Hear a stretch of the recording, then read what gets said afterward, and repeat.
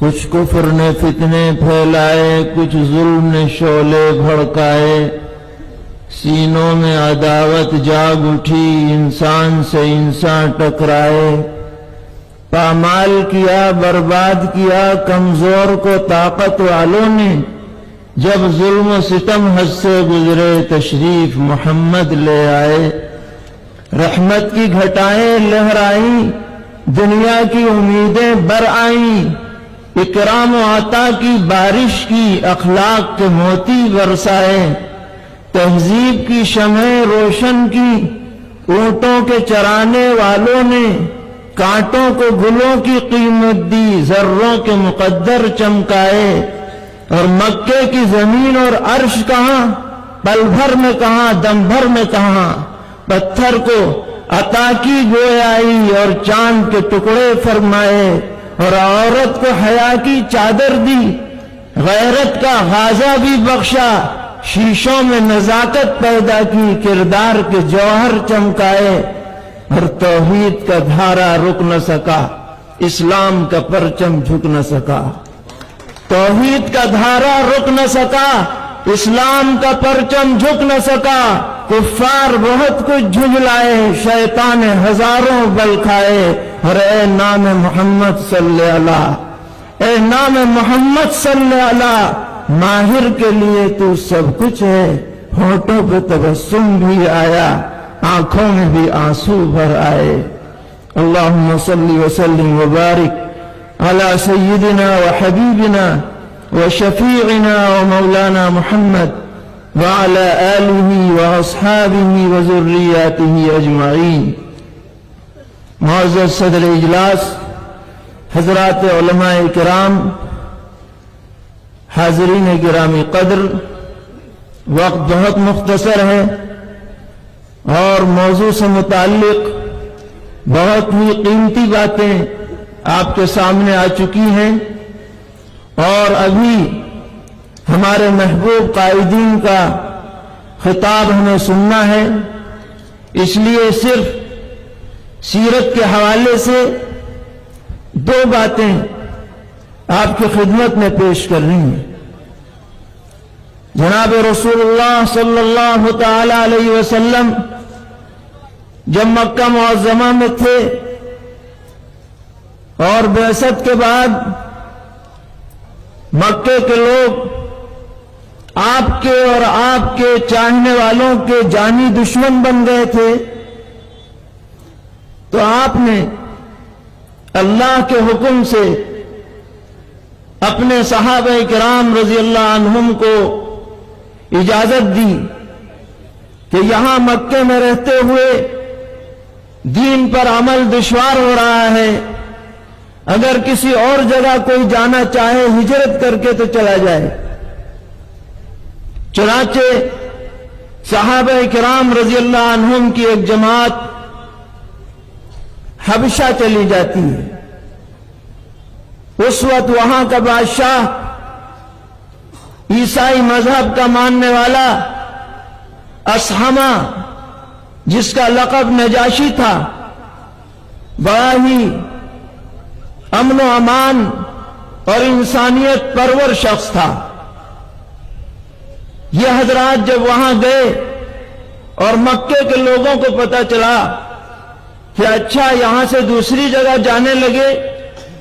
تو انہوں نے دشمنی کی انتہا کرتے ہوئے دو آدمیوں کا ایک مشن بھیجا کہ جا کر نجاشی کو سمجھائیں کہ یہ لوگ آپ کے ہاں غلط قسم کے آ گئے ہیں، انہیں اپنے ملک میں نہ رہنے دیں۔ یہ دشمنی کی انتہا ہے کہ نہ مکے میں امن سے رہے، نہ دنیا میں کہیں اور بھی امن سے رہے۔ یہ دونوں لوگ تحفے تحائف لے کر نجاشی کے دربار میں پہنچے۔ نجاشی انصاف پرور آدمی تھا،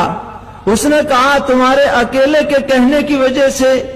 میں اپنے ہاں آنے والوں کو نکال دوں، یہ نہیں ہو سکتا، پہلے ان سے تحقیق کی جائے گی، کیا وجہ ہے کیوں وہ لوگ آئے۔ چنانچہ انہوں نے مسلمانوں کے پاس پیغام بھیجا کہ آ کر گفتگو کریں۔ مسلمانوں میں سیدنا حضرت جعفر جعفر طیار رضی اللہ تعالی عنہ بھی تھے، سب نے ان کو اپنا نمائندہ بنایا کہ تم جا کر بادشاہ کے سامنے گفتگو کرو۔ چنانچہ وہ آئے، گفتگو شروع ہوئی۔ حضرت جعفر طیار رضی اللہ عنہ نے پہلی بات یہ کہی کہ آپ ان لوگوں سے 3 سوالات کیجئے۔ پہلا سوال یہ ہے کہ کیا ہم لوگ غلام ہیں یا آزاد؟ اگر ہم غلام ہیں اور اپنے آقا کی مرضی کے بغیر آ گئے ہیں تو مجرم ہیں، اور اگر ہم آزاد ہیں تو ہماری مرضی ہے، کہیں بھی جائیں، ان سے پوچھئے۔ پوچھا گیا، کہا کہ نہیں، غلام تو نہیں ہے۔ دوسرا جواب ان سے یہ لیجئے کہ کیا ہم نے کسی کا قتل کیا ہے جو ہم بھاگ کر کے آ گئے؟ پوچھا گیا، جواب ملا کہ نہیں، انہوں نے قتل بھی نہیں کیا۔ تیسرا ان سے جواب یہ لیجئے کہ کیا ہم نے کسی کا مال چرایا ہے، چرا کر آ گئے، کہ ہم چور ہیں؟ جواب ملا کہ نہیں، چور بھی نہیں ہے۔ تو پھر کیا بات ہے، تم انہیں کیوں یہاں سے نکلوانا چاہتے ہو؟ تو انہوں نے کہا کہ بات یہ ہے کہ یہ ہمارے مذہب کو چھوڑ کر دوسرا مذہب انہوں نے اختیار کر لیا، بددین ہو گئے، اس لیے ہم انہیں واپس کرانا چاہتے ہیں۔ تو حضرت جعفر طیار رضی اللہ تعالی عنہ، اللہ تعالیٰ ان کی قبر کو نور سے منور فرمائے، انہوں نے اس زمانے میں اسلام کے جن محاسن کا تذکرہ نجاشی کے دربار میں کیا تھا، قیامت تک وہ سنہرے حروف سے وہ الفاظ لکھے جاتے رہیں گے۔ انہوں نے فرمایا کہ جناب بادشاہ، ہم لوگ اپنے ہاتھوں سے بت بنا کر ان کو پوجا کرتے تھے، ہم لوگ آپس میں ایک دوسرے کے خون کے پیاسے تھے، ہمارے ہاں بے عزتی تھی، بے حیائی تھی، بے غیرتی تھی، ہمارے ہاں جھوٹ تھا، خیانت، اور ہمارے ہاں دنیا کی تمام بدکاریاں پائی جاتی تھیں۔ اللہ تعالیٰ نے ہمارے ہی خاندان میں ایک ایسا نبی مبعوث فرمایا جس کی صدق، جس کی سچائی، جس کی امانت کا ہم نے 40 سال تک اپنی آنکھوں سے مشاہدہ کیا۔ انہوں نے ہمیں توحید کی تعلیم دی، انہوں نے ہمیں امانت کی تعلیم دی، انہوں نے ہمیں سچائی کی تعلیم دی، انہوں نے ہمیں حیا اور پاک دامنی کی تعلیم دی، انہوں نے ہمیں خوریزی سے منع کیا، انہوں نے ہمیں کسی کے قتل ناحق سے منع کیا، انہوں نے ہمیں بے حیائی سے منع کیا۔ یہ وہ باتیں ہیں جن کو دیکھ کر، جن کو سن کر، جن کو سمجھ کر کہ ہم دامن اسلام میں آئے ہیں۔ آپ بتائیے ہمیں کیا کرنا چاہیے؟ نجاشی نے کہا کہ یہ تو بڑی انسانیت نوازی کی باتیں ہیں، میں ایسے لوگوں کو ہرگز اپنے ملک سے باہر نہیں ہونے دوں گا، ان کا تو رہنا ہمارے لیے موجب سعادت ہے، یہ تمہارے کہنے میں آ کر انہیں نکال نہیں سکتا۔ میرے بھائیوں، اسلام کے محاسن کے لیے ایک کانفرنس کافی نہیں، چند گھنٹے کافی نہیں، چند دن کافی نہیں، اس پہ کتنی کتابیں لکھی گئی، کتنے لوگوں نے ریسرچ کیے، اور یہ کہنے پر مجبور ہے کہ جتنی اچھائیاں انسانیت میں ہو سکتی ہیں وہ سب اسلام مذہب کے اندر جمع ہے، اس سے زیادہ جامعیت کسی اور مذہب میں نہیں ہے۔ آج کی اس کانفرنس کے حوالے سے ہمیں دوسروں تک بھی یہ پیغام پہنچانا ہے کہ اسلام کو کوئی آدمی اپنے سے اجنبی نہ سمجھے، اپنا مخالف نہ سمجھے، اسلام تمام عالم کے لیے رحمت بن کر کے آیا ہے، قیامت تک یہی راستہ ہے جو رحمت کا راستہ دکھلاتا رہے گا۔ اس کے بعد آخری بات جو مجھے عرض کرنی ہے وہ یہ ہے کہ جہاں تک دوسروں کا معاملہ ہے وہ اپنی جگہ، ہمیں خود اپنے گریبان میں جھانکنا ہے، جائزہ لینا ہے، ان محاسن کو ہمیں خود اپنانا ہے پہلے، اور اس کے بارے میں سرور عالم جناب رسول اللہ صلی اللہ تعالی علیہ وسلم نے آخری حج کے موقع پر جہاں بہت ساری ہدایات دی، ایسا کرنا، ایسا کرنا، ہر آدمی چاہے کالا ہو، گورا ہو، امیر ہو، غریب ہو، عربی ہو، عجمی ہو، سب برابر ہیں، عورتوں کا خیال رکھو، سود خوری مت کرو، کسی کا ناحق قتل نہ کرو، کسی مسلمان کو کافر مت کہو، یہ سب باتیں بیان کر کے آپ نے ایک ایسا جملہ ارشاد فرمایا، میرے بھائیو، سیرت کی کتابوں میں جب وہ جملہ پڑھا جاتا ہے تو دل کانپ جاتا ہے۔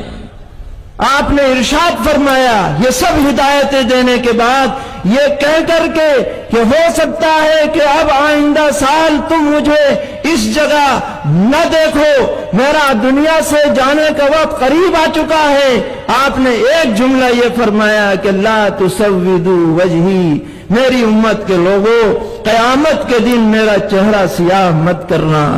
کبھی تم نام اعمال خراب لے کر کے آؤ، سنت کے خلاف زندگی لے کر کے آؤ اور مجھے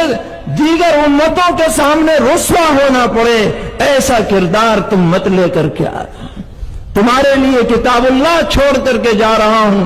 اپنی سنت چھوڑ کر کے جا رہا ہوں، اپنے اہل بیت رضی اللہ عنہم کا طریقہ چھوڑ کر کے جا رہا ہوں، اس پہ تم مضبوطی سے قائم رہو گے، دنیا کی کوئی طاقت تمہیں گمراہ نہیں کر پائے گی۔ اللہ تعالی ہم سب کو سچے دل سے اسلام کے محاسن کو اپنانے کی توفیق عطا فرمائے، بدگمانیوں کو دور فرمائے، نفرت کے سوداگروں سے اللہ تعالی پورے عالم کو محفوظ